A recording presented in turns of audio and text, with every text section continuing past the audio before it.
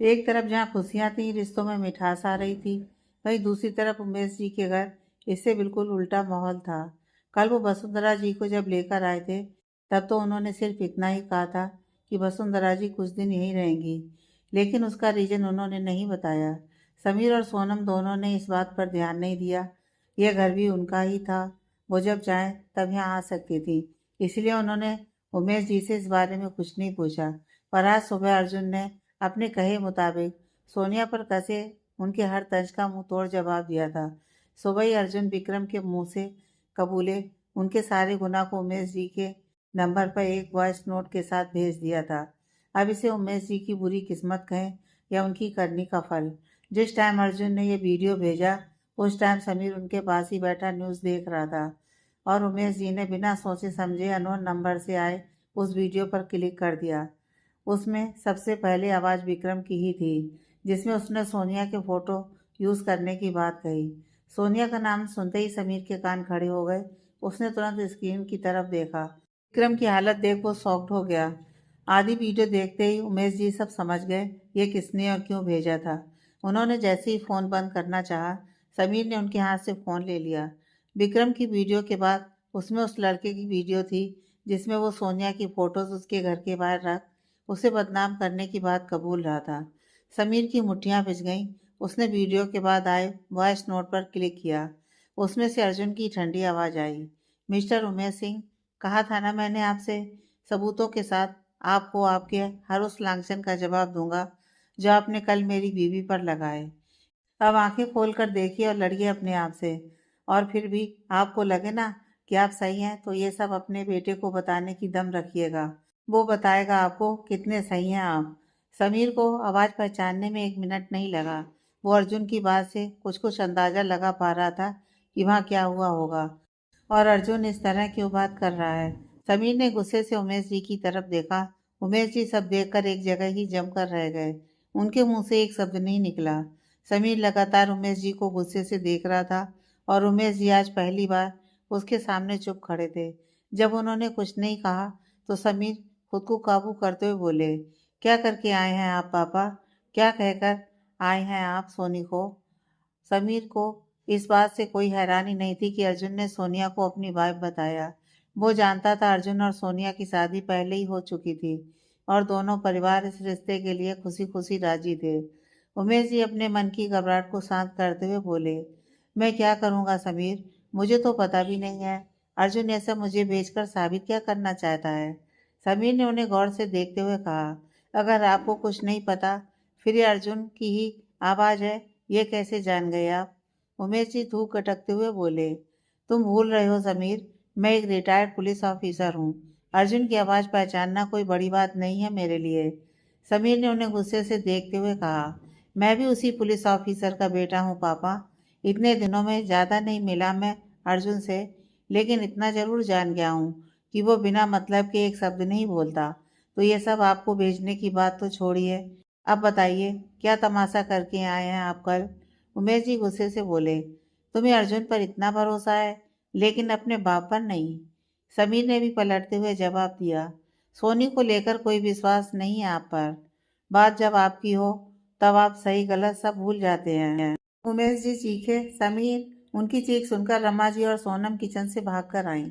वसुंधरा जी भी तुरंत अपनी पूजा पाठ बीच में ही छोड़कर हॉल की तरफ भागी। उमेश जी गरजते हुए बोले, अपनी जुबान काबू में रखो समीर, तुम्हारी हिम्मत कैसे हुई इतनी बदतमीजी से हमसे बात करने की? हमने किससे क्या कहा और क्या नहीं, वो अलग बात है, लेकिन तुम इस तरह बात करोगे हमसे? यही सीख दी है हमने तुम्हें। समीर कुछ बोलने ही जा रहा था कि रमा जी उन दोनों के बीच आते हुए बोली, हुआ क्या है, कोई बताएगा? क्यों सुबह सुबह इस तरह चिल्लम चिल्ली मचा रखी है? समीर उमेश जी पर एक सरसरी निगाह डालते हुए बोला, बस कुछ देर रुकिए माँ, अभी सब पता चल जाएगा। फिर वो उमेश जी की तरफ मुड़ते हुए बोला, अगर इस बार आपने सोनी के साथ कुछ भी गलत किया होगा ना, तो आप सोच भी नहीं सकते मैं वो कर बैठूंगा। समीर की आंखों में अपने लिए इतना गुस्सा देख एक पल के लिए उमेश जी भी डर गए। वसुंधरा जी का मन तो किसी अनहोनी की आशंका से ही कांप उठा। तभी उमेश जी हिम्मत करके बोले, तुम अपनी ये धमकियों से डरा नहीं सकते मुझे समीर। कहा ना मैंने तुमसे कुछ नहीं किया मैंने सोनी के साथ। समीर ने उनकी आंखों में देखते हुए कहा, अगर सच यही है तो हम सब के लिए बेहतर होगा पापा। ये कहते हुए समीर अपना फ़ोन निकालते हुए बाहर चला गया। वसुंधरा जी धम से सोफे पर बैठ गईं। वो यही सोच कर घबरा रही थीं कि अगर समीर का ये हाल है तो कबीर वो क्या करेगा। रमा जी ने उमेश की तरफ देखा। वो भी अब कुछ डरे हुए थे। रमा जी उनके पास जाते हुए बोली, क्या हुआ है? आप इस तरह क्यों घबराए हुए लग रहे हैं? उमेश जी ने उन्हें देखा और उन्हें पूरी बात बता दी। रमा जी हैरानी से उन्हें देखती ही रह गईं, लेकिन उनकी हैरानी जल्दी गुस्से में बदल गई। सोनिया के लिए गुस्सा, नफरत उनके चेहरे पर दिखाई दे रहा था। क्या हुआ, क्या नहीं, इससे उन्हें कोई मतलब नहीं था। वो बस सोनिया को ही इस हालात का दोषी मान रही थी। जबकि सोनम सब सुनकर सन्न रह गई। वो तुरंत बाहर की तरफ भागी। समीर बाहर बरामदे में ही था। उसने तन्वी को कॉल किया। तन्वी उस टाइम कैब में थी। समीर का फ़ोन देख उसने तुरंत रिसीव करते हुए कहा, हाँ भैया। समीर कड़क आवाज में बोला, कल घर पर क्या हुआ था तनु? तनु समीर का ऐसा सीधा सवाल सुनकर घबरा गई। क्या उमेश जी ने उसे कुछ बताया था? जहाँ तक वो उन्हें जानती थी, वो ऐसा कुछ नहीं करते। मतलब समीर को कहीं और से पता चला है। वो खुद को संयत करते हुए बोली, कल क्या होना था? कुछ भी तो नहीं।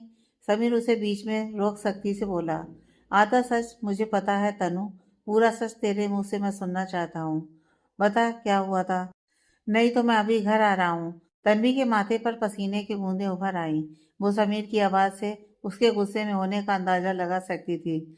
उसने अब बिना कुछ छिपाए उसे सब कुछ सच बता दिया। तन्वी के बताने के साथ साथ समीर का चेहरा सख्त होता चला गया।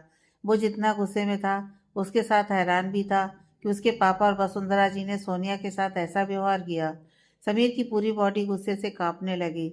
उसने तन्वी की बात आगे सुने बिना ही फ़ोन काट दिया। सोनम जो उसके पीछे ही आई थी, समीर को इस तरह देख डर गई। समीर को उसने इतने गुस्से में कभी नहीं देखा था। समीर ने जैसे ही पलटकर अंदर जाने के लिए अपना कदम बढ़ाया, सोनम ने हिम्मत कर उसकी बांह पकड़ते हुए कहा, समीर, समीर रुक जाइए। समीर ने अपनी जलती हुई आंखों से देखते हुए बोला, छोड़िए सोनम। सोनम एक पल के लिए डरी, लेकिन समीर का इतने गुस्से में नीचे जाना बिल्कुल सही नहीं था। उसे पता था कि समीर के लिए सोनिया श्रुति से बिल्कुल कम नहीं थी। उसके खिलाफ वो एक शब्द नहीं सुन सकता था। पर घर पर जब भी सोनिया की चर्चा होती थी, तब उसकी उमेश जी या रमा जी के साथ थोड़ी बहुत बहस हो ही जाती थी। सोनम समीर के हाथ को थोड़ा कसकर पकड़ते हुए बोली, समीर प्लीज शांत हो जाइए। अंदर भी सब गुस्से में है। आप इस तरह जाएंगे तो बात और बिगड़ जाएगी। समीर उसे छिटक कर अलग करता हुआ बोला, आज नहीं सोनम। यह कहकर समीर ने सोनम को खुद से दूर छिटका। सोनम लड़खड़ाकर जमीन पर गिरते गिरते बची, लेकिन समीर उस पर बिना ध्यान दिए अंदर चला गया। सोनम ने जल्दी से खुद को संभाला और तेजी से उसके पीछे भागी। समीर को इस तरह देख उमेश जी, वसुंधरा जी और रमा जी तीनों सहम गए। समीर गुस्से से उमेश जी के सामने जाकर बोला, कुछ नहीं किया, कुछ नहीं किया। ये बोलकर सारी हदें पार कर गए पापा आप। एक बेटी को खोकर भी आपके आदर्श बात से बाहर नहीं आ पाए ना आप। पहले भी आपको आपकी सो कॉल्ड इज्जत की परवाह थी और आज भी। शर्म नहीं आई आपको सोनिया को? समीर के आगे के शब्द उसके गले में ही अटक गए। उमेश जी समीर को बीच में रोक चेतावनी देते हुए बोले, अपनी मर्यादाओं की सीमा को लांघने की कोशिश मत करो समीर। समीर चिल्लाते हुए बोला, मर्यादाओं की सीमा तो आप और दादी दोनों ने पार की है। कोई अपने दुश्मन के साथ ये नहीं करता जैसा सलूक आप दोनों सोनी के साथ करके आए हैं। समीर ने घिन भरी नजरों से उमेश जी और वसुंधरा जी की तरफ देखते हुए कहा। वसुंधरा जी की आंखें आंसुओं से भर उठी, पर ये आंसू आत्मग्लानि के नहीं, समीर की उस नजर के थे। उमेश जी के चेहरे पर कोई शिकन नहीं थी। वो गुस्से से उबलते हुए बोले, सोनी सोनी सोनी, थक गए इस नाम को सुनते सुनते। हर किसी को अपनी चिकनी चुपड़ी बातों में फंसाकर हमारे खिलाफ कर दिया उसने। पहले भाई छीना, फिर बेटी छीनी, अब हमारे अपने बेटे को भी छीनने की कोशिश कर रही है। हमारा खून होकर उसकी तरफदारी कर रहे हो तुम। क्या गलत कहा हमने? खून पी गई वो हमारे परिवार का। अपनी मनुष्यत का ऐसा साया डाला, सारा परिवार बिखर कर रह गया हमारा। और इस बार तो इतना घिनौना खेल खेला, खुद का अपहरण करवाकर इतना बड़ा ढोंग रचाया, और जब सच्चाई सामने आई, हर किसी की नज़र में ऊपर उठकर हमें नीचे गिरा दिया। और तो और अपने नए आशिक को भी इसमें शामिल कर लिया। लेकिन यहाँ भी उसकी किस्मत खुल गई। आशिक निकला भी कौन? इस पूरे शहर पर राज करने वाला अर्जुन कपूर। उमेश जी उसे अपनी लाल आंखों से घूरते हुए कड़क आवाज में बोले। आवाज नीचे समीर, बहुत बकवास कर ली तुमने, अब हमारी बात सुनो। इस वीडियो पर भरोसा करके आज इतनी ऊंची आवाज में बात कर रहे हो ना तुम? उमेश जी अपने फोन में वीडियो निकाल उसे दिखाते हुए बोले। आंखें खोल कर देखो, क्या हालत है विक्रम खन्ना की। हर शब्द की बार जुबान तक लड़खड़ा रही है उसकी। किसी को अधमरा कर उसके मुंह से अपने फायदे का कुछ उगलवाना कोई मुश्किल काम नहीं है, और कपूर के लिए बाएं हाथ का काम है। और यही हाल उस लड़की का भी है। अर्जुन को पूरी तरह अपने जाल में फंसाकर अपना सारा दोष विक्रम के सर डाल दिया और खुद निर्दोष और मासूम बनकर बैठ गई। और अर्जुन ने भी बेपरवाह होकर उसकी सारी बातें मान ली। भूत जो सवार है उस पर उस लड़की का, लेकिन इतने से भी उसका मन नहीं भरा। हमारी कई बातों में सच्चाई थी जिसे वो सहन नहीं कर पाई, और बदले के लिए उसने बड़ी सफाई से अपने आप को बेकसूर साबित करने के लिए बनाया हुआ झूठा सबूत हमें भिजवा दिया, क्योंकि उसे पता था कि तुम भी बिना कुछ जाने समझे उसके साथ खड़े रहोगे। इसलिए तुम्हारी नज़रों में हमें गिरा दिया ताकि तुम भी हमसे दूर हो जाओ। समीर की आंखें हैरानी और गुस्से से फटी की फटी रह गईं। उमेश जी सोनिया को लेकर इस हद तक गिरी हुई सोच रख सकते हैं, यह सोचकर ही उसके दिमाग ने काम करना बंद कर दिया। वो बस अपनी फटी आंखों से उमेश जी की तरफ घूरता रहा। तभी रमा जी बोली, तेरे पापा सही कह रहे हैं समीर। सोनिया किसी को भी अपनी मुट्ठी में बांधना अच्छी तरह से जानती है, और यहाँ भी उसने यही किया। वो तो वहाँ अपने ससुराल में बैठकर मजे मार रही होगी, लेकिन यहाँ उसकी वजह से कलेश फैला पड़ा है। यही तो चाहती थी वो। रमा जी की बात सुनकर समीर को एक झटका सा लगा। वो जानता था कि वो सोनिया से नफरत करती हैं, लेकिन यहाँ तो नफरत भी बेहिसाब थी। उसे अपने ही घर में अब सांस लेने तक में तकलीफ हो रही है। सोनम भी सब सुनकर एकदम सन्न थी। वो ना तो कुछ सोच पा रही थी और ना ही समझ पा रही थी। समीर उन दोनों के सामने गुस्से से ताली पीटता हुआ बोला, धन्य आप लोग और आप लोगों की यह सोच। सीना उसने नहीं छीना, आपकी बहन ने थामा। सोनिया का बचपना, उसकी हंसी, उसकी मुस्कुराहट, हर चीज। और ये कैसे हुआ? किस परिवार की बात करते हैं आप सब? परिवार ऐसा नहीं होता। एक ही घर में तीन बेटियां थीं, लेकिन तीनों के रहन सहन में जमीन आसमान का अंतर था। एक तरफ निशु, श्रुति, जिन्हें हर चीज मुहैया कराई गई, उनकी हर जरूरतों को पूरा किया गया। दूसरी तरफ सोनिया, जिसकी उम्र से ज्यादा उसके ऊपर जुल्म उठाए गए। हर छोटी से छोटी चीज के लिए उसे तरसाने की कोशिश की गई। बात बात पर डांटना, मारना, पीटना। पहली बार जब उससे रोटी गोल ना बनी, तब उस 16 साल की बच्ची के नाजुक हाथों को गर्म तवे पर रख दिया। अगर गलती से सिसकी निकल जाए तो मुंह दबा देना। बाकी सबका खाना अलग, लेकिन उसके खाने में ज्यादा नमक मिर्ची मिलाकर देना। रस्सियों से बांधकर अंधेरे कमरे में उसे बंद कर देना। क्या क्या नहीं किया आपकी बहन ने सोनिया के साथ। जानवरों जैसा सलूक किया। पेट भर खाना तक नसीब नहीं हुआ उसे, लेकिन वो पता नहीं किस मिट्टी की बनी है, जो इतना कुछ होने के बाद भी एक शब्द पलट कर नहीं कहा उसने। जब भी यहाँ आती थी, अपनी मुस्कुराहट के पीछे अपना हर दर्द छुपा लिया उसने। मौसा जी घर पर नहीं रहते थे, लेकिन दादी आप तो घर पर ही रहती थी ना, आपको तो सब पता था, लेकिन आपने क्या किया? श्रुति निशु को अपने साथ लगाकर कविता मौसी को उनके मन की हर मनमानी करने दी, क्योंकि वो दोनों ही इस बात का विरोध करती। मौसी उसे दिखने वाली चोट नहीं दे सकती थी, इसलिए ऐसी जगह घाव देती थी जहाँ किसी की नजर न पड़े। और अगर गलती से भी श्रुति ने सोनिया के हाथ या पैर पर कोई घाव देख लिया, तभी उसके चोट का बहाना बनाकर टाल दिया। लेकिन ज्यादा दिन तक श्रुति से यह सब छुपा नहीं रहा। उसने खुद कविता मौसी को सोनिया के ऊपर हाथ उठाते हुए देख लिया। जब उसने सोनिया से पूछा तब भी उसने कुछ नहीं बताया। उल्टा श्रुति को अपनी कसम में बांध दिया कि वो किसी से कुछ नहीं कहेगी। श्रुति उसके आगे मजबूर हो गई। इतनी छोटी सी लड़की रोज जल्दी उठकर पहले घर का काम करती, फिर स्कूल जाकर अपनी पढ़ाई करती, फिर घर आकर फिर से काम करती। श्रुति कुछ कह नहीं सकती थी, लेकिन उससे जितना हो पाया उसने उतनी सोनिया की हेल्प की।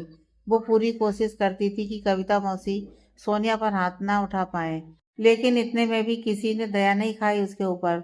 जो रिश्ते में भाई लगने वाले सोहम ने उसके ऊपर बुरी नजर डाली।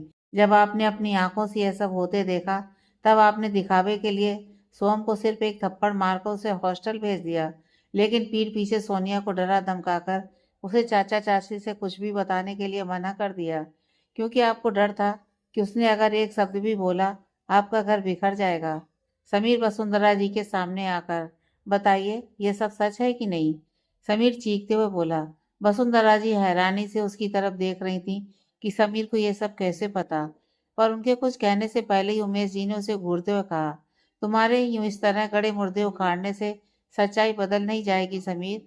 हाँ, ये सच है कि कविता का सोनिया को लेकर व्यवहार थोड़ा ठीक नहीं था, लेकिन इतना भी नहीं जितना तुम बता रहे हो।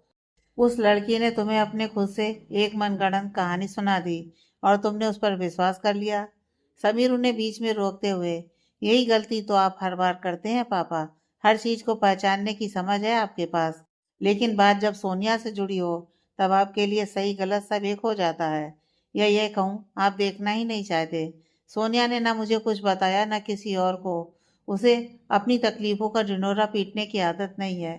यह सब श्रुति ने बताया था। जब उसके अचानक दिल्ली जाने के फैसले से आप सब नाराज थे, तब आप सबको बिना बताए मैं दिल्ली गया था। वो और कुछ भी कहना चाहती थी, लेकिन वो बता नहीं पाई। उसने सिर्फ इतना ही कहा था कि जितनी जल्दी हो सके मैं किसी भी तरह सोनिया को पुणे से वापस लेकर आ जाऊं। लेकिन जब मैं मुंबई आया तब सोनिया मुझे हॉस्पिटल में ही मिली थी, और वो जब कबीर के पास आने से इतना घबरा उठती थी तो मेरे उससे बात करने की बात तो छोड़ ही दीजिए। समीर दर्द भरी मुस्कान से बोला, और तब की तरह इस बार भी आपने वही किया। बिना उसकी कोई गलती के सारा दोष उस पर मर दिया। आप तो उसे देखने तक एक बार नहीं आए। कैसी है वो? पूरा एक दिन हम सबकी सांसें अटकी हुई थी, क्योंकि डॉक्टर की कड़ी मशक्कत के बाद भी वो होश में नहीं आ रही थी। और जब वो होश में आई तब ठीक से खड़ी तक नहीं हो पा रही थी। लेकिन आप लोगों ने इसे भी उसका ढोंग करार दिया। और आप जिस अर्जुन की बात कर रहे हैं ना, वो कोई छोटा बच्चा नहीं है पापा, जिसे सोनिया ने बहलाया और बहल गया। उसके पास सही गलत सोचने के लिए दिमाग है, तभी वो आज यहाँ इस पोजीशन पर है। चलिए, आपकी इस बात को भी अगर एक सेकंड के लिए मैं मान लूं, तो उसके परिवार का क्या? क्या उनकी आंखें नहीं हैं? उन्हें सच दिखाई नहीं देता? या वो लोग भी आप लोगों की तरह अपनी आंख पर पट्टी बांधकर सारा दोष उस पर मर देते? सोनिया, आप लोगों को मेरी नजरों में क्या गिराएगी? आप लोग तो खुद की नजरों में गिरे हुए हैं। जब भी सोचा इस बार आपने अपनी हद पार की, तब आप लोगों ने मेरी सोच को गलत साबित कर अपने रूप का एक नया नमूना पेश किया। और आप लोगों ने मुझे इस लायक नहीं छोड़ा कि मैं अपनी बहन के सामने अपना मुंह दिखा पाऊँ। उसके सामने तो छोड़ो, मेरे बाप की इस सोच ने ही मुझे खुद से नजरें मिलाने लायक भी नहीं छोड़ा। वसुंधरा जी, उमेश जी और रमा जी उसकी नज़रों में अपने लिए नफरत और गुस्सा साफ देख पा रहे थे। वहीं सोनम की आंखों से आंसू रुकने का नाम नहीं ले रहे थे। समीर हताश होकर जैसे ही अपने कमरे की तरफ बढ़ने लगा, तभी उमेश जी ने कहा, जब इतना सब कह सुन चुके हो तो हमें उस पर विश्वास क्यों नहीं है? हमें इन सबसे फर्क क्यों नहीं पड़ता? क्या ये? उनकी बात पूरी होती उससे पहले ही समीर उन्हें बीच में रोकते हुए बोला, अब मुझे आप लोगों से कुछ नहीं कहना सुनना। अपना खोखला विश्वास रखिए अपने पास। मुझे इसकी कोई ज़रूरत नहीं है। रही बात आप लोगों पर फर्क पड़ने की, तो जब श्रुति के साथ हुए हादसे का आप लोगों पर कोई असर नहीं हुआ, तो अभी की तो बात ही छोड़ दीजिए। ये कहकर समीर अपने कमरे में चला गया। समीर को ऐसे गुस्से से जाते देख वो तीनों खड़े खड़े उसे देखते रह गए। तभी सोनम अपने आंसू पोंछते हुए बोली, माफ़ कीजिएगा पापा जी। जब आपने कभी अपनी बेटियों की इज्जत नहीं की, तो मैं इस घर की बहू हूँ और मेरा कुछ बोलना शायद आप लोगों को खल जाए, लेकिन इतना जरूर बोलूंगी कि आपके हिसाब से सोनिया गलत थी। उसने सब नाटक किया सिर्फ हमारी सहानुभूति पाने के लिए। लेकिन कोई भी लड़की सिर्फ सहानुभूति पाने के लिए या किसी भी वजह से अपनी इज्जत से खिलवाड़ कभी नहीं कर सकती। सोनिया के हर दर्द, उसकी तकलीफ, उसके आंसू, उसकी सहनशीलता, इन सब के गवाह हम थे। कभी उसने कुछ गलत नहीं किया, फिर बात चाहे पहले की हो या आज की। वैसे तो यह नामुमकिन है, लेकिन अगर आप सोच पाए तो इतना ज़रूर सोचिएगा कि अगर सोनिया को आपको समीर की नज़रों में गिराना ही होता, तो विक्रम का वीडियो समीर के फ़ोन में आता, ना कि आपके। ये कहकर सोनम भी ऊपर चली गई, लेकिन उमेश जी को अपनी और समीर की कही हुई कुछ बातों पर सोचने के लिए मजबूर कर गई। समीर ने उन्हें आज की सच्चाई का आईना दिखाया था, लेकिन इस सच्चाई का उन पर क्या असर होता है, ये उनकी मानसिकता पर निर्भर था। दूसरी तरफ इन सबसे अलग सोनिया दिव्या के साथ ढेर सारे बैग बिस्तर पर फैलाकर बैठी थी। पूरा बिस्तर उसके कपड़े और बाकी जरूरत की चीजों से भरा हुआ था, और सोनिया हैरानी से सब कुछ देख रही थी। वो दिव्या के साथ मूवी ही देख रही थी कि इतने में सर्वेंट सारे बैग लेकर ऊपर आ गया। जब उन्होंने उसे रखने का पूछा, तब दिव्या ने मूवी देखते हुए ही उन्हें बिस्तर पर ही रखने का बोल दिया था। लेकिन सोनिया ने जब उन्हें एक के बाद एक इतने ढेर सारे बैग रखते हुए देखा, तो वो हैरान रह गई। सोनिया अपनी खुली आंखों से दिव्या को देखते हुए बोली, ये सब बहुत ज्यादा नहीं है दिव्या। दिव्या ने उसकी बात सुनी ही नहीं। उसका पूरा ध्यान सिर्फ मूवी पर था, जहाँ प्रपोजल का सीन चल रहा था। सोनिया ने पलटकर उसकी तरफ देखा। वो किस तरह उस सीन को अपना चेहरा हाथों में लिए बड़े प्यार से देख रही थी। सोनिया ने उसके हाथ को पकड़ते हुए कहा, दिव्या। दिव्या एकदम से होश में आती बोली, हाँ हाँ भाभी। सोनिया उसे बैगों के ढेर की तरफ इशारा करती हुई बोली, ये सब क्या है। दिव्या ने एक नज़र बेड पर देखा, फिर सोनिया से बोली, आपका सामान और क्या। सोनिया, ये सब बहुत ज़्यादा है। ये हमें इतने सारे सामान की कोई ज़रूरत नहीं है। और ये ब्यूटी प्रोडक्ट, ये सब तो हम यूज़ भी नहीं करते।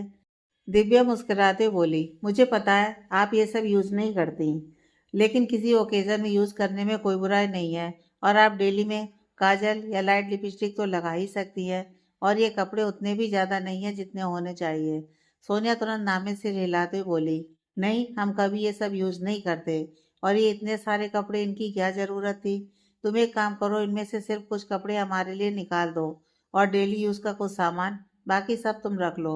दिव्या एक नज़र उन बैग से बाहर झांक रहे कपड़ों पर डाल हैरानी से सोनिया को देखती हुई बोली, क्या चीज़ है आप भाभी। मतलब कोई लड़की कपड़ों के लिए कैसे मना कर सकती है, वो भी इतने सुंदर सुंदर। आपकी जगह मैं होती ना, कसम से, बात बाद में करती, सारे तो नहीं, लेकिन कुछ ड्रेसेस पहनकर जरूर देख लेती। सोनिया हल्की मुस्कान से बोली, हमारे पास रहेंगे तो सिर्फ पड़े ही रहेंगे, क्योंकि हमें किसी चीज़ का ज़्यादा शौक नहीं है। इसलिए तो बोल रहे हैं, ये कुछ छोड़कर बाकी सब तुम रख लो। दिव्या नामे सिर हिलाते हुए, बिल्कुल नहीं, मेरा वार्डरोब पहले से ही फुल है, मुझे उस पर और लोड नहीं देना। और ये सब मम्मा ने पहले ही आपके लिए मंगा लिए थे, इसलिए आपको जो भी कहना है आप उनसे कहिए। सोनिया ने लाचारी से उसकी तरफ देखा। दिव्या उसे ऐसे देख कुछ सोचती हुई बोली, हाँ लेकिन एक काम कर सकती हूँ। सोनिया ने बड़ी उम्मीद से कहा, क्या। दिव्या हंसते हुए बोली, ये सब आपके वार्डरोब और चेंजिंग रूम में सेट करने में हेल्प जरूर कर सकती हूँ। सोनिया अब कुछ नहीं बोली। दिव्या उसे देख मुस्कुराई और फिर बैग उठाती बोली, एक काम करते हैं, आपके डेली वियर और रात के कपड़े भाई के कपड़ों के साथ वार्डरोब में लगा देते हैं, बाकी सारे चेंजिंग रूम में हैंग कर देते हैं। सोनिया ने तुरंत नामे से हिलाते हुए कहा, नहीं। दिव्या ने उसे कंफ्यूजन से देखा। सोनिया ने ना बोल तो दिया था, लेकिन वो उससे कैसे कहे कि वो अपने कपड़े अर्जुन के कपड़ों के साथ अरेंज करना, यह सुनने में ही अजीब लग रहा था। फिर वो कर कैसे लेती। सोनिया धीरे से बोली, अभी ये सब ऐसे ही रहने दो, हम बाद में कर लेंगे। दिव्या ने उसे गौर से देखा, फिर बोली, कभी ना कभी तो करना ही है ना भाभी, इसलिए आज ही कर देते हैं। दिव्या ने हल्की सी मुस्कान के साथ कहा।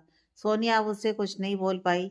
दिव्या की बात सही थी, उसे इसी कमरे में रहना था तो सब सेट तो करना ही पड़ता, लेकिन अभी रूम को ही ठीक तरह से नहीं देखा था। फिर अर्जुन की परमिशन के बिना वो उसके वार्डरोब को कैसे छू सकती थी। दिव्या उससे मुस्कुराते हुए बोली, चलिए हो जाते हैं शुरू, मैं भाई का सारा सामान एक साइड करती हूँ, तब तक आप अपने कपड़े हैंगर में हैंग कर दीजिए, फिर सब सेट कर देते हैं।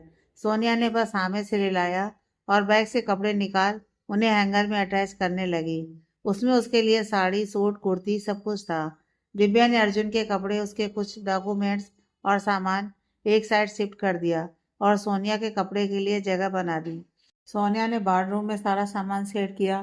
दिव्या ने चेंजिंग रूम और ड्रेसिंग टेबल पर। फिर एक चैन की सांस लेते हुए बोली, अब फाइनली हो गया। सोनिया ने उसे देखते हुए कहा, हमारी वजह से तुम बेकार में इतना परेशान हो गई। दिव्या हंसते हुए बोली, काहे की परेशानी भाई, इवन मुझे तो बहुत मज़ा आया इस रूम की काया पलट करने में। सोनिया मुस्कुरा पड़ी, तभी दिव्या मुंह लटकाते हुए बोली, लेकिन एक चीज रह गई। सोनिया, क्या। दिव्या अपने होंठ हल्के से सिकोड़ते हुए, इतनी अच्छी मूवी बीच में छूट गई, बस उसका मजा किरकिरा हो गया। सोनिया मुस्कुराते हुए बोली, हम थिएटर में नहीं थे दिव्या, जो तुम्हारी मूवी छूट गई, तुम फिर से देख सकती हो। दिव्या मुंह बनाते हुए बोली, अरे देखते देखते फीलिंग बिल्कुल थिएटर वाली आ गई थी ना, लेकिन अब लिंक टूट गई ना। उसका मुंह देख सोनिया मुस्कुरा पड़ी। वो मुस्कुराते हुए बोली, नहीं टूटी लिंक, ये समझ लेना इंटरवल था जो कुछ ज़्यादा लंबा चल गया। दिव्या हंस पड़ी। वो हंसते हुए बोली, ये भी सही है। उसने फिर से मूवी प्ले की और दोनों आराम से मूवी देखने लगी। सोनिया का पूरा दिन ऐसे ही मस्ती मजाक में निकल गया। शाम को जब विक्रम जी वापस आए, तब भी वो तीनों हॉल में बैठे हुए बातें कर रहे थे।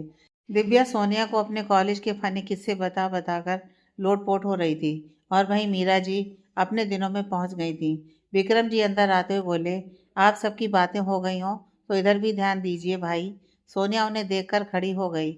मीरा जी विक्रम जी को देखते हुए बोली, जी कहिए, दे दिया आप पर ध्यान? विक्रम जी अपना बैग किनारे रखते हुए बोले, श्रीमती जी। मीरा जी ने भी उतने ही प्यार से जवाब दिया, कहिए श्रीमान जी। दिव्या सोनिया दोनों एक दूसरे को देख मुस्कुरा पड़े। विक्रम जी हंसते हुए बोले, इतना प्यार मत दिखाइए, बस एक गिलास पानी और एक कड़क चाय पिला दीजिए। मीरा जी आंखें छोटी कर उन्हें देखते हुए किचन में चली गईं। विक्रम जी सोनिया से बोले, कैसा चल रहा है आपका दिन? बोर तो नहीं किया इन माँ बेटी की जोड़ी ने? सोनिया ने मुस्कुराते हुए नामे सिर हिलाया। विक्रम जी हंसते हुए बोले, अच्छा है, नहीं तो हम ये सोच सोच कर परेशान थे कि मेरी पत्नी और एक बेटी मिलकर मेरी बहू को परेशान न कर डालें। सोनिया हंस पड़ी। दिव्या विक्रम जी के पास बैठती हुई बोली, this is not fair dad, आपको हम दोनों बोरिंग लगते हैं। विक्रम जी दबी मुस्कान से बोले, कोई शक है क्या? दिव्या ने बुरा सा मुंह बनाया। विक्रम जी उसे साइड से गले लगाते हुए बोले, मजाक कर रहा था बेटा। दिव्या उनके गले लगे ही मुस्कुराते हुए बोली, आई नो। विक्रम जी हंस पड़े। उन दोनों को इस तरह देख सोनिया के आंसू छलक आए, जिसे उसने बिना किसी नजरों में आए बड़ी खूबसूरती से साफ कर लिया। चाय पीकर विक्रम जी कुछ देर आराम करने अपने रूम में चले गए। मीरा जी किचन में और दिव्या सोनिया को अपने रूम में ले गई।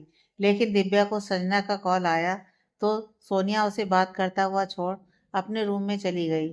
थोड़ी देर बाद अर्जुन, अक्षय, रोहित ये तीनों भी आ गए। जब अर्जुन रूम में आया तब सोनिया बेड से सर टेक आंख बंद किए हुए किसी गहरी सोच में लग रही थी। अर्जुन ने उसे एक नज़र देखा, फिर बिना उससे कुछ कहे अपना कोट उतारकर साइड में रखा और वार्डरोब की तरफ बढ़ गया। उसने जैसे ही वार्डरोब खोला, अपने कपड़ों के साथ सोनिया के कपड़े देख अर्जुन के चेहरे पर एक मीठी सी मुस्कान तैर गई। लेकिन वार्डरोब की हल्की आवाज से सोनिया का ध्यान टूट गया। उसने झटके से अपनी गर्दन घुमाकर देखा। ठीक उसी टाइम अर्जुन भी पीछे पलटा। उससे नजर मिलते ही सोनिया ठिठक गई। सोनिया को ऐसे देख अर्जुन ने हल्की सी अपनी भौहें सिकोड़ी, जैसे वो पूछना चाहता हो क्या हुआ। सोनिया उसकी बात समझते हुए बोली, आप कब आए? अर्जुन उसे देखते हुए, बस कुछ देर पहले। सोनिया ने हल्की सी गर्दन हिलाई। तभी अर्जुन ने पूछा, तुम किस सोच में गुम थी?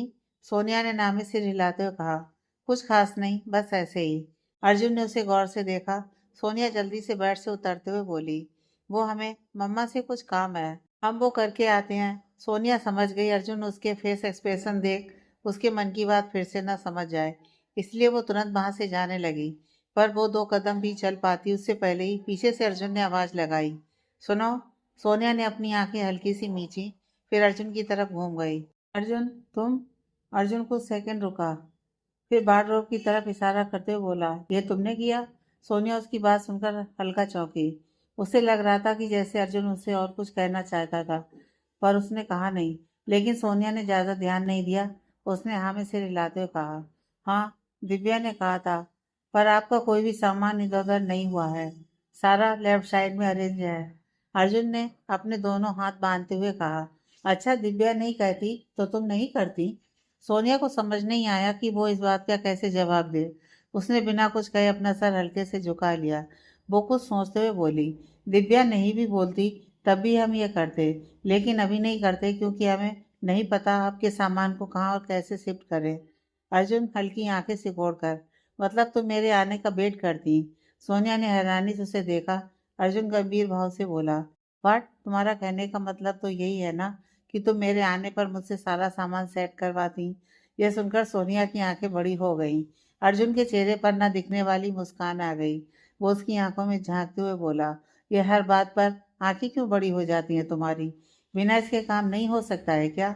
सोनिया ने जल्दी जल्दी अपनी पलकें झपकाई, फिर अटकते हुए बोली, आप गलत समझ रहे हैं। वो हम। सोनिया के आगे शब्द उसके गले में ही अटक गए। अर्जुन को यह हरकत इतनी क्यूट लगी, उसे लगा जैसे वो अभी सोनिया के गाल पकड़कर खींच ले। लेकिन वो खुद को संयत करते हुए बोला, it's okay, I am just kidding. Sonia ने उसे हल्के से घूरा, लेकिन फिर तुरंत अपने एक्सप्रेशन छुपा लिए। अर्जुन दबी मुस्कान से बोला, फोन आ गया तुम्हारा? सोनिया ने हाँ में सिर हिलाया, फिर वहां से जाते हुए बोली, आप चेंज कर लीजिए, हम नीचे जा रहे हैं। ये कहकर सोनिया तुरंत वहां से निकल ली। उसके जाते ही अर्जुन हंस पड़ा, कुछ सेकंड के लिए ही सही, लेकिन सोनिया ने उसे पहले की तरह घूरा। उसने मुस्कुराते हुए अपने कपड़े निकाले, फिर शावर लेकर नीचे चला गया। उसके नीचे जाते ही सबने साथ में खाना खाया। फिर कुछ देर बाद बात करने के बाद रोहित अपने अपार्टमेंट में चला गया और बाकी सब अपने अपने रूम में। सोनिया भी दिव्या के साथ ऊपर ही आ गई थी, लेकिन अभी उसे अंदर जाने में थोड़ी सी हिचकिचाहट हो रही थी क्योंकि अंदर अर्जुन था। उसने एक गहरी सांस ली, फिर अंदर चली गई। सोनिया जब आई तब अर्जुन बालकनी में खड़ा किसी से कॉल पर बात कर रहा था। सोनिया ने चेंज कर अपनी दवाई खाई, फिर काउच पर आंख बंद कर सिर टिकाए बैठ गई। दिन भर हंसने मुस्कुराने की बात अलग थी, लेकिन कुछ शांति भरे पल उसे अकेले बिताने थे जो उसे बिल्कुल नहीं मिल पा रहे थे। बहुत से विचार उसके मन में चल रहे थे, जिनमें कुछ सवाल भी थे, लेकिन उन सवालों के जवाब उसके पास नहीं थे। कॉल कट कर अर्जुन जब अंदर आया तब सोनिया उसे सोते हुए मिली, लेकिन उसकी आंखों में हल्की सी हलचल से अर्जुन समझ गया कि वो जग रही है। उसने इस बार बिल्कुल डिस्टर्ब नहीं किया और लाइट ऑफ कर बेड पर बैठ अपने फ़ोन में कुछ मेल चेक करने लगा। वो सोनिया को थोड़ा सा टाइम देना चाहता था, जिससे सोनिया बिना उसके कुछ पूछे खुद सामने से आकर उसके मन की बात करे। 3 दिन इसी तरह बीते। सोनिया ने सामने से अर्जुन से ज़्यादा बात नहीं की, लेकिन अर्जुन ने जब भी कुछ कहा या पूछा तब उसने उसका जवाब जरूर दिया। लेकिन बाकी सबके साथ उसका हंसना मुस्कुराना जारी था, जिससे सब समझ रहे थे कि सोनिया नॉर्मल हो रही है। लेकिन सच सिर्फ अर्जुन जानता था। सोनिया जब भी अकेली रूम में होती थी तब वो उसे कुछ सोचती हुई ही मिलती थी। उसके फेस से एक्सप्रेशन देख वो बता सकता था कि अंदर ही अंदर वो खुद से जूझ रही है, और जब तक उसके मन का गुबार बाहर नहीं निकलेगा तब तक वो नॉर्मल नहीं हो सकती। भले ही वो कितनी ही मुस्कान ओढ़ ले। अर्जुन ने 1-2 बार उससे बात करने का सोचा, लेकिन फिर उस पर प्रेशर आएगा यह सोचकर उसने सोनिया से इस बारे में कुछ नहीं कहा। कपूर मेंशन में सोनिया को आए हुए आज 4 दिन हो चुके थे। उसकी पहली रसोई की रस्म भी हो चुकी थी, जिसमें उसने सबके लिए खीर बनाई थी और सबने उसे नेक भी दिया था। इसलिए अब वो किचन का थोड़ा बहुत काम भी कर देती थी। सोनिया मीरा जी के साथ लिविंग एरिया में बैठी थी, रात के खाने की तैयारी कर रही थी। तभी डोरबेल बजी। उन दोनों को लगा अर्जुन या अक्षय में से कोई होगा। मीरा जी ने सब्जी की ट्रे एक साइड रखा, फिर दरवाज़ा खोलने गईं। जैसे उन्होंने दरवाज़ा खोला, उनकी उम्मीद के विपरीत दरवाजे पर कोई और ही था, जिसे देख सोनिया अपनी जगह पर जमी रह गई। सोनिया ने जैसे ही सामने देखा, कबीर उसे दरवाजे पर खड़ा नजर आया। उसे देखते ही सोनिया अपनी जगह पर जमी रह गई। उसका गला अपने आप भर आया। कबीर का भी हाल कुछ ऐसा ही था। सोनिया को इस तरह देख उसके दिल में एक टीस सी उठी, लेकिन वो खुद को संभालते हुए वो मीरा जी से आदर से बोला, नमस्ते आंटी। मीरा जी ने मुस्कुराते हुए कहा, नमस्ते बेटा, अंदर आओ। कबीर हाँ में सिर हिलाकर अंदर आया। मीरा जी ने उसे सोफे पर बिठाया। केयर टेकर ने कबीर को पानी दिया। कबीर ने एक घूंट पीकर वापस ट्रे में रख दिया। मीरा जी ने थोड़ा सा चिंता से पूछा, घर पर सब ठीक है ना कबीर? कबीर ने उनकी बात को समझते हुए हाँ में सिर हिलाकर हल्की मुस्कान के साथ कहा, सब ठीक है आंटी, आप परेशान मत होइए। मीरा जी के चेहरे पर भी मुस्कान आ गई। उन्होंने कबीर से पूछा, और तुम्हारा कैंप कैसा था? कबीर उन्हें देखते हुए बोला, बढ़िया था आंटी, बस आज सुबह ही आया और माफ़ कर दीजिए आपको बिना बताए यहाँ आ गया। मीरा जी हंसते हुए बोली, अरे बिल्कुल नहीं, माफ़ी मांगने की क्या ज़रूरत है। तुम आराम से कभी भी यहाँ आ सकते हो। यह सिर्फ तुम्हारी बहनों का ही नहीं, तुम्हारा भी घर है। कबीर ने हल्की मुस्कान से उन्हें देखा, फिर सोनिया को देखा जो अभी भी चुपचाप खड़ी थी। मीरा जी ने उन दोनों को देखा। कबीर और सोनिया ने अब तक एक दूसरे से बात ही नहीं की थी। वो उन दोनों के मनोभाव समझते हुए सोनिया से बोली, सोनिया, कबीर को अपने कमरे में ले जा बेटा, मैं तुम दोनों का चाय नाश्ता वहीं भिजवाती हूँ। सोनिया ने उन्हें देखा। मीरा जी अपनी पलकें झपकाईं तो सोनिया ने हाँ में सिर हिला दिया। तभी कबीर ने ना में सिर हिलाकर कहा, चाय नाश्ता कुछ भी नहीं चाहिए आंटी, मैं सिर्फ सोनिया से मिलने आया था। मीरा जी मुस्कुराते हुए बोली, हाँ तो मिलो आराम से सोनिया से, पर बिना खाए पिए जाने नहीं दूंगी मैं तुम्हें। कबीर ने अब उनसे कुछ भी नहीं कहा। वो गर्दन हिलाकर सोनिया के साथ ऊपर चला गया। सीढ़ियाँ चढ़ते हुए भी कबीर ने सोनिया से कुछ नहीं कहा। वो बस उसके पीछे चलते हुए ही रूम में आ गया। कबीर बिना कुछ बोले बस सोनिया को देख रहा था, पर सोनिया को अब उसकी ये खामोशी चुभने लगी। वो हिम्मत कर धीरे से बोली, भाई। कबीर ने नज़र उठाकर सोनिया को देखा, फिर उसे घूरता हुआ बोला, भाई, तुझे सच में याद है सोनिया कि तेरा कोई भाई है? सोनिया की आंखें भर आईं। कबीर की आवाज़ से ही पता चल रहा था कि वो उससे कितना नाराज है। सोनिया नम आवाज में बोली, भाई प्लीज ऐसे मत बोलिए। यह बोलते हुए ही उसने कबीर के पास आने की कोशिश की। कबीर उसे हाथ से दूर रहने का इशारा करते हुए बोला, दूर रह मुझसे, पास मत आना मेरे सोनिया। कबीर की आवाज बिल्कुल कड़क थी। सोनिया एक पल को रुकी, लेकिन फिर कबीर की नाराजगी की परवाह किए बिना उसे गले लगा लिया। कबीर ने अपने होठों को हल्के से भींचा, लेकिन उसने सोनिया को हाथ नहीं लगाया। तभी सोनिया भर्राई आवाज में बोली, सिर्फ कुछ देर के लिए अपनी नाराजगी छोड़ एक बार हमारे सर पर हाथ रख दीजिए भाई। सोनिया की भारी आवाज सुन कबीर ने बिना एक पल के एक हाथ उसकी पीठ पर रखा और दूसरे हाथ से उसका सर सहलाता हुआ बोला, तू मेरी कमजोरी का फायदा उठाना अच्छे से जानती है, इसलिए मुझे इमोशनल ब्लैकमेल करती है। उसकी बात सुन सोनिया की आंख से आंसू गिर पड़े, लेकिन होठों पर हल्की सी मुस्कुराहट आ गई। सोनिया ने उसके गले लगते हुए ही कहा, आप भी तो यही करते हैं।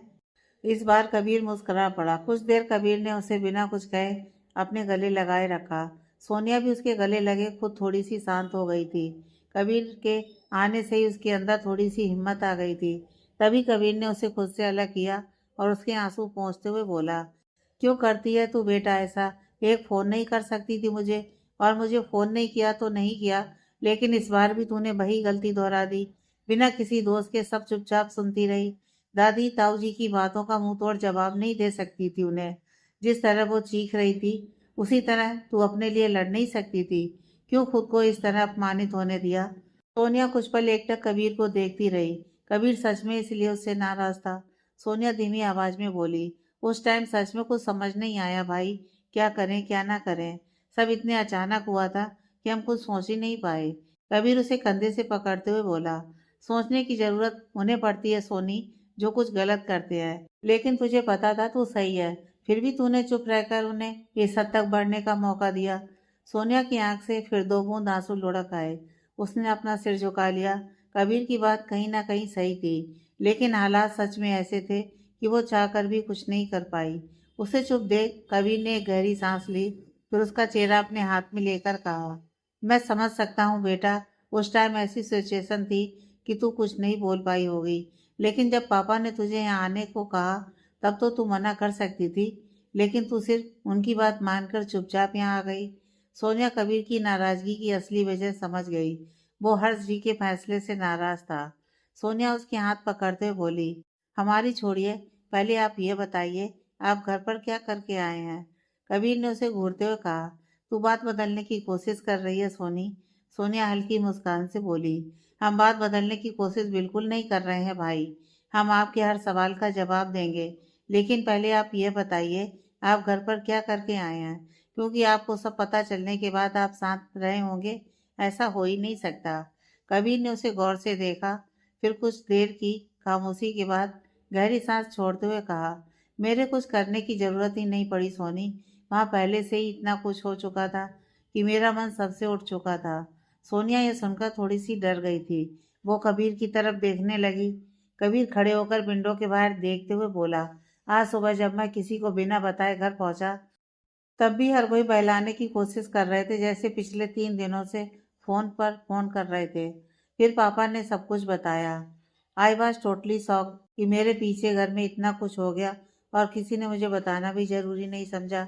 पापा तेरी शादी की तैयारी कर रहे थे और मुझे इसकी कोई खबर नहीं थी, लेकिन जब उन्होंने इसके पीछे की वजह बताई तब मुझे दुगना झटका लगा कि दादी इतने सालों से सिर्फ दिखावा कर रही थी। मैं तुरंत ताऊ जी के घर जाने वाला था, पर पापा ने रोक लिया कि अब किसी से कुछ भी कहने का मतलब नहीं है। वो इस बात से संतुष्ट थे कि तुझे यहाँ कोई परेशानी नहीं होगी, लेकिन मैं इस शादी से बिल्कुल खिलाफ था। पापा ने जब हर चीज़ बताई तब भी मैं इसके लिए तैयार नहीं था, क्योंकि इसमें तेरी मर्जी कहीं शामिल नहीं थी। इसी चक्कर में मेरी उनसे थोड़ी सी बहस हुई। उसके बाद मैं ताऊ जी के घर गया। वहाँ का माहौल भी कुछ ऐसा ही था। समीर भाई और भाभी सबके साथ रहते हुए भी अलग थे। जिस दिन तू यहाँ आई उसके दूसरे दिन ही वहाँ पहले से ही एक हंगामा हो चुका था। सोनिया ने हैरानी से पूछा, कैसा हंगामा? कवि ने उसकी तरफ पलटते हुए बोला, क्यों तुझे नहीं पता? सोनिया कंफ्यूजन से बोली, हमें कैसे पता होगा, हमें ना तो भाई ने कुछ बताया ना घर से किसी का फोन आया। कबीर ने सोनिया के चेहरे को देखा। वो समझ गया अर्जुन ने उसे कुछ नहीं बताया। कबीर ने वापस बाहर ढलते सूरज के बाद फैली हल्की अंधियारी को देखते हुए एक लंबी सांस लेकर। अर्जुन और ताऊ जी की बात से लेकर समीर के घर में जो कुछ भी हुआ, कुछ बातों को छोड़कर बाकी सब उसे बता दिया। सोनिया की आंखें हैरानी से खुली की खुली रह गईं। उसे अर्जुन की कई हर बात याद आने लगी। जब अर्जुन ने उससे कहा था, मेरे लिए सच सिर्फ यह है कि तुम मेरी पत्नी हो, तुम्हारी परवाह करना, तुम्हारे मान सम्मान की रक्षा करना, तुम्हारे बारे में सोचना, ये सब मेरे हक के साथ मेरी जिम्मेदारी भी है, जिससे तुम खुद मुझे नहीं रोक सकती। सोनिया की आंखें फिर से भर आईं। उसे अर्जुन से किए अपने बर्ताव पर ही पछतावा होने लगा। पिछले कुछ दिनों में भी अर्जुन से वो ठीक से बात नहीं कर रही थी, क्योंकि वो उसकी बातों पर पूरी तरह विश्वास नहीं कर पाई थी। पर अब कबीर से यह सब सुनकर सोनिया के दिल में पहली बार एक चुभन सी हुई। तभी कबीर अपना माथा सहलाता हुआ बोला, लेकिन उन लोगों की बुद्धि इतनी भ्रष्ट हो चुकी है कि सबूत सामने होने के बाद भी वो अपनी सोच नहीं बदल पाए। समीर भाई घर तक छोड़कर जाने वाले थे, लेकिन भाभी ने उन्हें रोक लिया। पर उन दोनों ने ही बाकी सबसे बात करना बंद कर दिया। ये सोनिया के लिए दूसरा झटका था। वो बस कबीर को देखती ही रही। कबीर उसकी तरफ देखता हुआ बोला, जब उनके बेटे के समझाने के बाद भी किसी पर कोई असर नहीं हुआ, फिर मेरे बोलने के लिए कुछ नहीं रह गया था।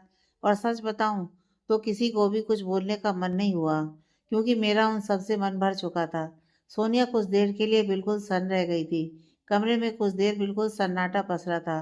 तभी सोनिया खुद को संयत करते हुए बोली, भाई, समीर भाई। कबीर उसे बीच में रोकते हुए बोला, उन्होंने जो किया बिल्कुल सही किया। किसी को तो सच्चाई का आईना दिखाना ही था। लेकिन अगर तू अब भी ताऊ जी की वकालत में कुछ बोलना चाहती है, तो बोलने से पहले एक बार सोच लेना सोनिया। तूने उनकी थोड़ी सी भी साइड ली तो मुझसे बुरा कोई नहीं होगा। सोनिया ने अपने शब्द कबीर की बात सुन निगल लिए। जो हुआ वो गलत था, लेकिन समीर का इस तरह घर छोड़ने का फैसला उसे कचोट रहा था। कबीर उसकी चुप्पी को देख गुस्से से बोला, मतलब तू उन्हीं के लिए कुछ बोलने वाली थी ना। सोनिया ने सिर्फ नामे से रिलाया। कबीर ने उसे घूरा, लेकिन वो कुछ कहता उससे पहले ही किसी ने दरवाजा नॉक किया। सोनिया कबीर दोनों ने सिर घुमाकर देखा। बाहर सुनीता ताई नाश्ते की ट्रे लिए खड़ी थी। सोनिया ने घड़ी की तरफ नजरें घुमाई। कबीर को आए लगभग आधे घंटे से ऊपर हो गया था। अब तक सब आ गए होंगे। सोनिया ने सुनीता ताई के हाथ से ट्रे लेते हुए पूछा। बाकी सब आ गए ताई। सुनीता ताई, जी बिटिया। सोनिया ने कुछ सोचा, फिर गर्दन हिलाते हुए कहा, आप मम्मा की हेल्प कर दीजिए, हम बस कुछ देर में आए। सुनीता ताई हाँ में सिर हिलाते हुए वहां से चली गईं। सोनिया ने ट्रे टेबल पर रखी, फिर कबीर को काउच पर बिठाते हुए बोली, आप नाश्ता कीजिए पहले, उसके बाद बात करेंगे। कबीर चिढ़ते हुए बोला, मैं यहाँ नाश्ता करने नहीं आया हूँ सोनिया, तू सिर्फ मेरे सवाल का जवाब दे। सोनिया ने उसकी फ्रस्ट्रेशन समझते हुए कहा, हम जानते हैं भाई, लेकिन हमें यह भी पता है आपने सुबह से कुछ नहीं खाया होगा। प्लीज कुछ खा लीजिए, फिर हम बता रहे हैं ना आपको। कबीर ने फिर कुछ बोलने के लिए मुंह खोला। सोनिया ने जल्दी से प्लेट में से ढोकला उठाकर उसके मुंह में डालते हुए कहा, सच में कभी कभी ना आप बिल्कुल बच्चों की तरह जिद करने लगते हैं। कबीर ने बस मुंह में ढोकला रखे उसे देखता ही रह गया। उसे देख सोनिया की हंसी छूट गई। वो उसके बाल बिखेरते हुए बोली, पता है आप कितने क्यूट लग रहे हैं डॉक्टर ढोकला। कबीर के चेहरे पर भी उसकी हंसी देख मुस्कान आ गई। उसने सिर्फ 2-3 ढोकले के पीस खाए, फिर प्लेट साइड में रखते हुए बोला, मुझे सच में भूख नहीं है सोनी, दी ने पहले ही मुझे जबरदस्ती खिला दिया था। सोनिया ने उसे गौर से देखा। कबीर खड़े होते हुए बोला, ऐसे मत भूल, सच में खा लिया था और अब मेरा कुछ भी खाने का बिल्कुल मन नहीं है। सोनिया ने अब उसे फोर्स नहीं किया। उसने आमे से हिलाया, फिर कबीर के हाथ को अपने दोनों हाथ के बीच लेते हुए बोली, आप पापा के फैसले से नाराज है भाई, कि उन्होंने बिना हमसे पूछे ही सब कुछ तय कर दिया। लेकिन आप खुद जानते हैं कि हमारी डिक्शनरी में प्यार, साथी, पति ये चीजें कभी थी ही नहीं। हमने कभी इस बारे में नहीं सोचा। फिर हमारी मर्जी या ना मर्जी की तो कोई बात ही नहीं थी।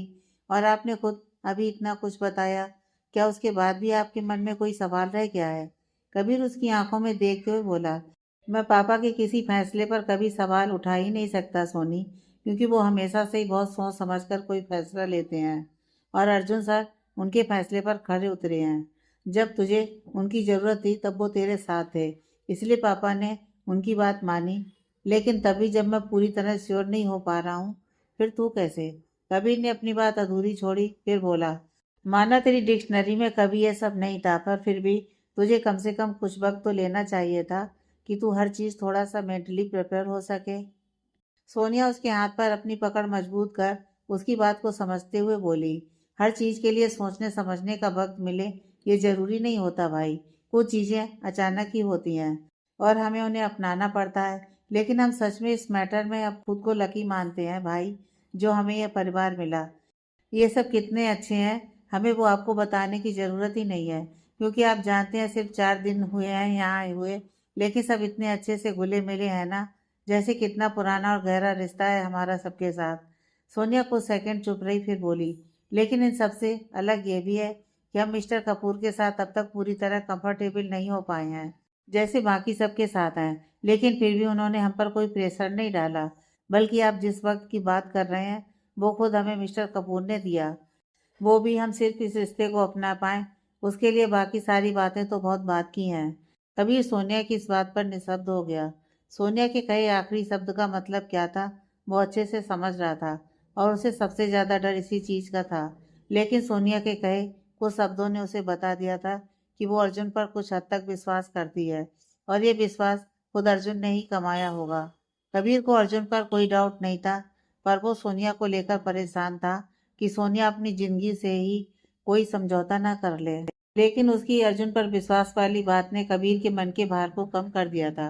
कबीर हल्की मुस्कान से बोला, समझ गया देवी, सब समझ गया, लेकिन ये कुछ ज्यादा नहीं हो गया? मतलब इतू से दिन में इतनी तरफदारी, तू तो सुपर फैन हो गई अपने ससुराल वालों की।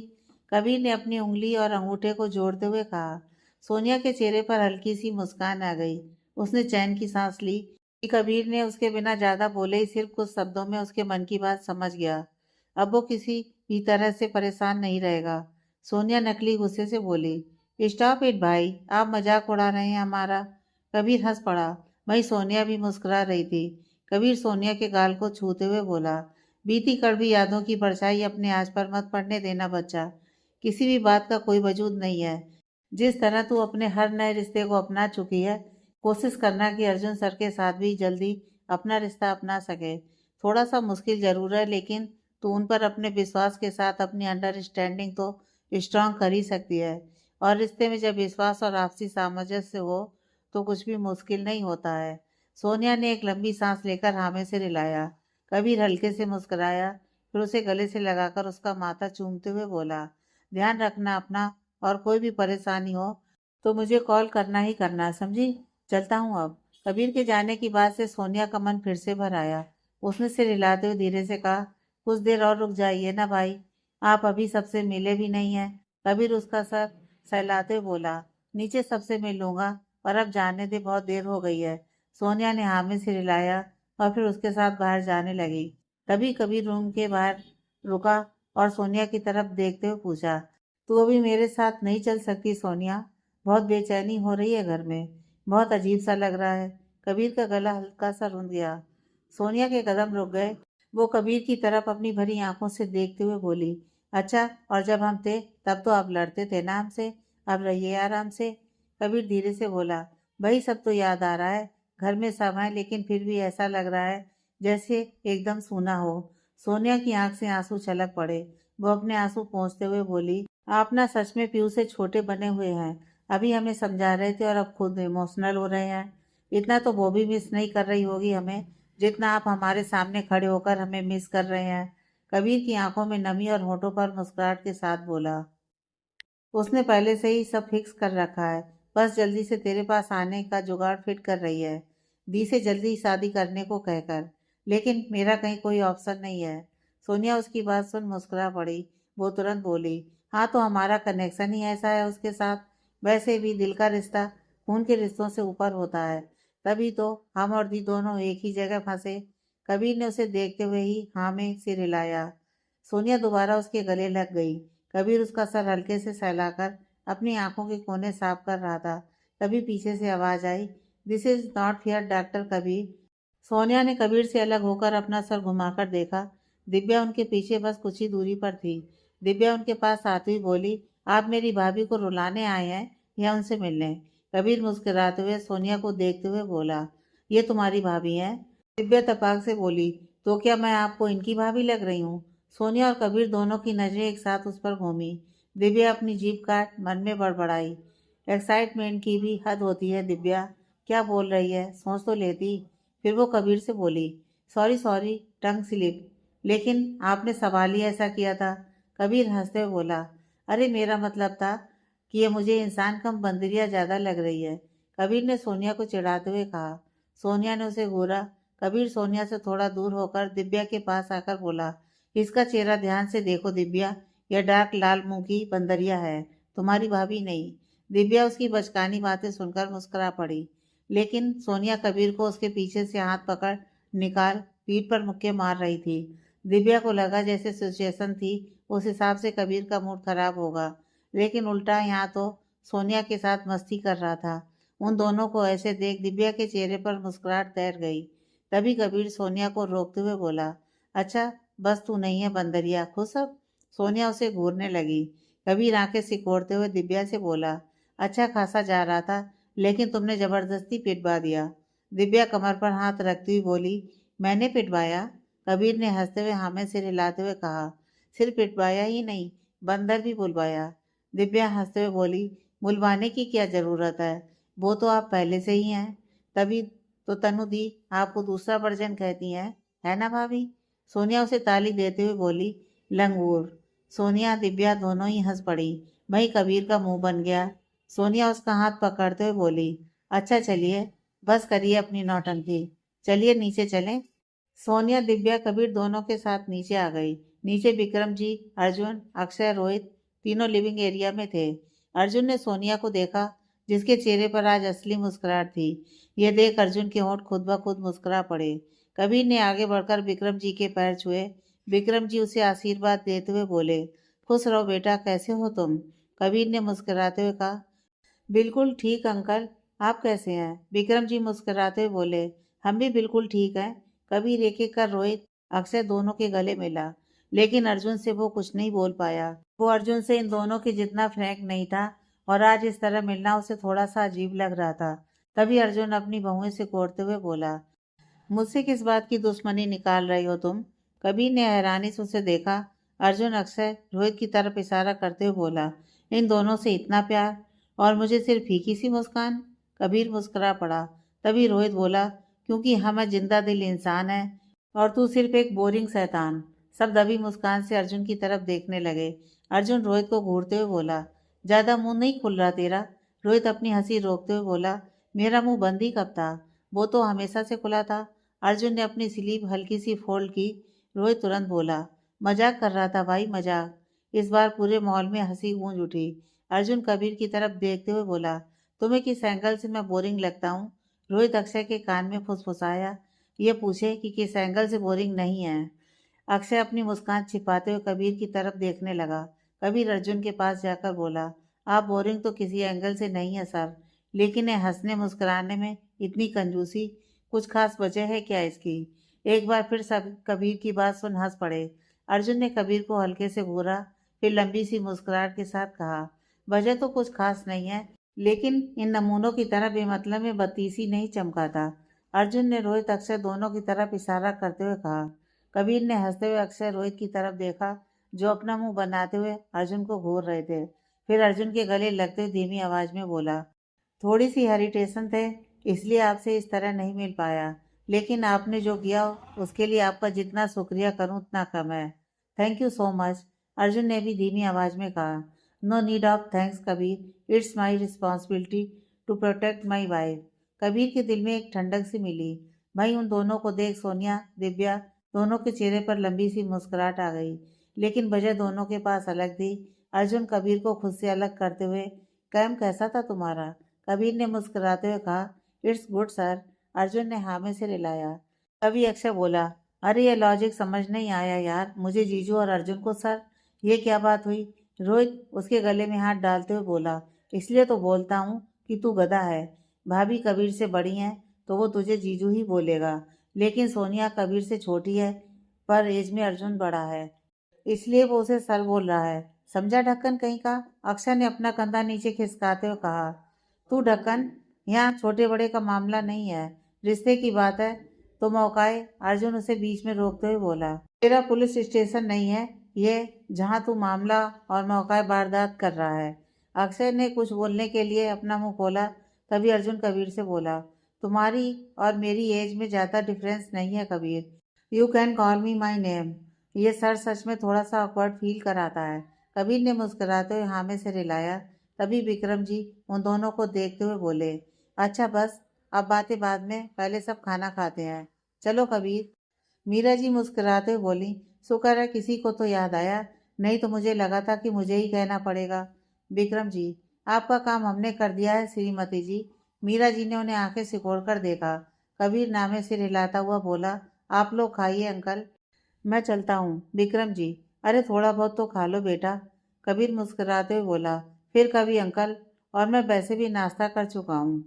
मीरा जी, उतने से नाश्ते से क्या होता है कबीर, तुम बच्चों की ना यही प्रॉब्लम है, बॉडी के चक्कर में खाना तक ढंग से नहीं खाते। मेरे ये एक नालायक भी ऐसा ही है। मीरा जी ने अर्जुन की तरफ देखते हुए कहा।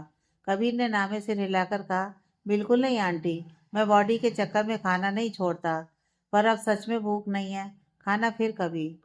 अब जाने की इजाज़त दीजिए।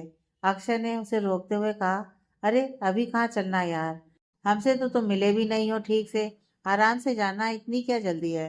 कबीर उसकी तरफ देखते हुए बोला, आपसे थोड़ा अच्छे से मिलना पड़ेगा ना, अभी थोड़ा सा टाइम, हॉस्पिटल जाकर रिपोर्ट भी करना है जीजू।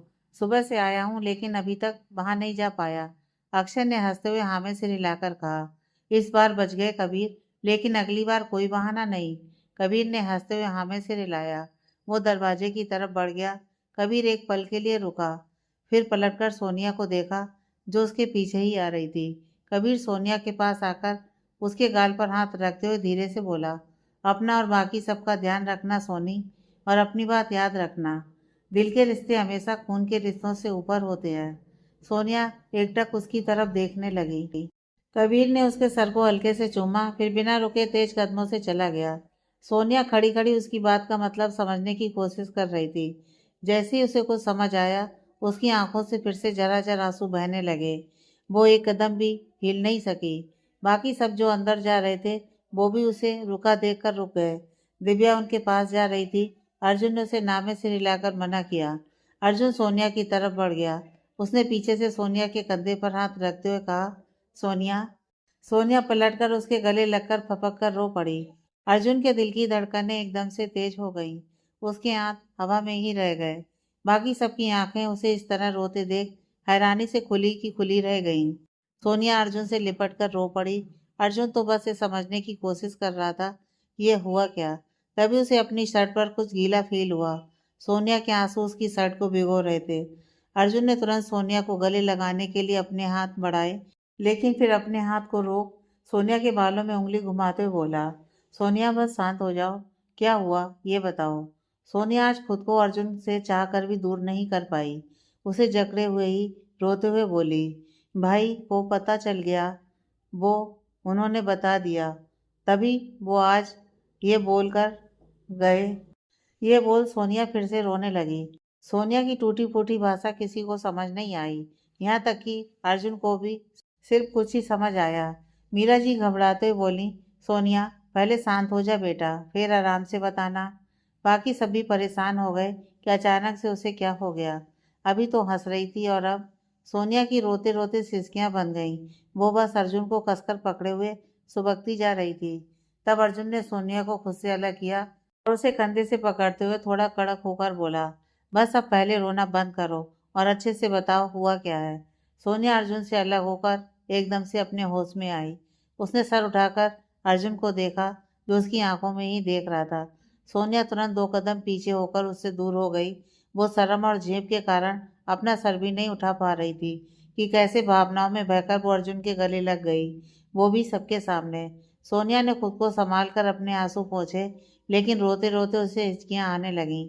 तभी मीरा जी अर्जुन को डांटते हुए बोली, तू उससे कुछ पूछ रहा है या डांट रहा है। अर्जुन ने सोनिया की तरफ देखा जो अभी भी सर झुकाए खड़ी थी। वो मीरा जी से कुछ नहीं बोला।